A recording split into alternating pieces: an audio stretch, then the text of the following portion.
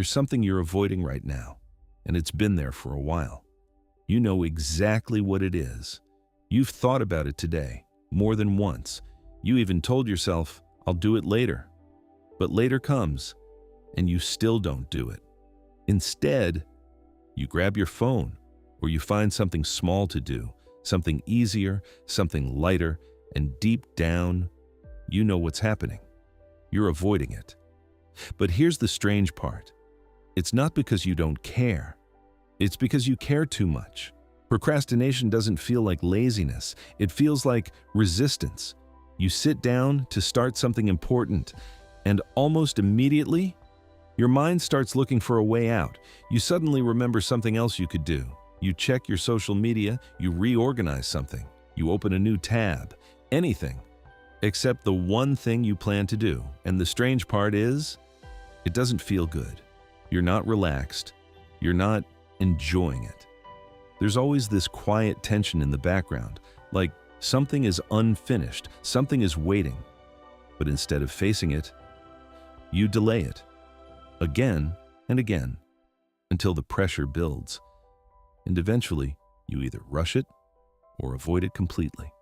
And afterwards, you tell yourself, next time will be different. But it rarely is. Most people think procrastination is a discipline problem, that you just need to try harder, push yourself more, be more focused. But if that were true, you wouldn't be stuck. Because you've already tried that. You've tried forcing yourself. You've tried being strict. You've tried just starting. But the resistance doesn't disappear. It comes back every time. Because procrastination isn't about effort, it's about emotion. And until you understand that, nothing really changes. You don't procrastinate because you're lazy.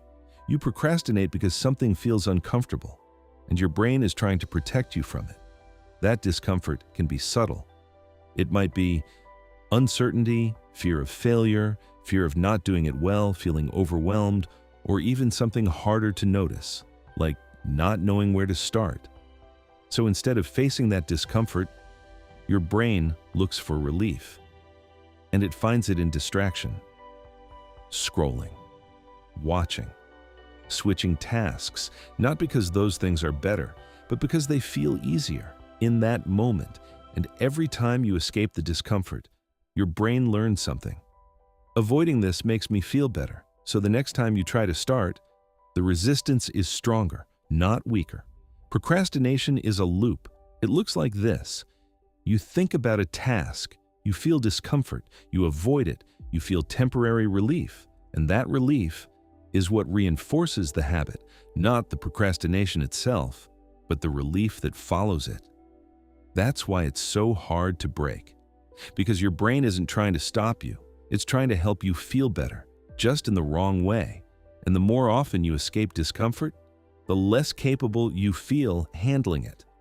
So even small tasks begin to feel heavy, and starting becomes harder, not because the task changed, but because your relationship to it did. The shift doesn't come from forcing yourself. It comes from changing how you respond to discomfort.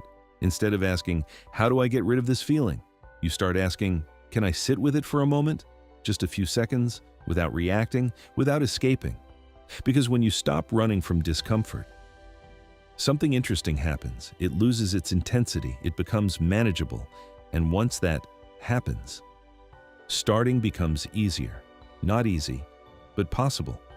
You don't need complicated systems, you need small adjustments. 1. Lower the starting point. Don't aim to finish, just begin. 1 sentence, 1 step, 1 action. 2. Remove the pressure to do it perfectly. You're not trying to do it well, you're trying to do it. That's enough. 3. Stay with the discomfort. When the urge to escape appears, pause. Don't act on it immediately. Let it pass. 4. Reduce friction. Make the task easier to access. Open the file. Prepare the space. Remove distractions. 5. Build trust with yourself. Every time you start, even briefly, you prove something to yourself. I can do this, and that belief matters more than motivation. The truth is, procrastination doesn't disappear overnight. It fades gradually, through small moments of resistance, moments where you choose to stay instead of escape. At first, those moments are short, almost insignificant, but they add up. Because every time you face something you've been avoiding, you change your relationship with it.